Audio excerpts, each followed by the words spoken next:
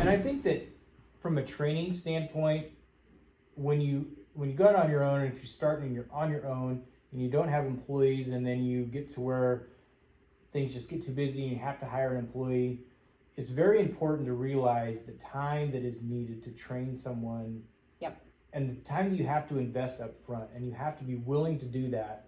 If they're going to be any good at what you want them to do, whatever that trade is, you've got to invest the time with them up front. And I'm that's completely hypocritical for me to say, because I'm not good at training. That's I just had this conversation with one of my employees today, and we're looking like, okay, we know that we need a spot for somebody to fill, but A, you want to fill it with the right person. Sure.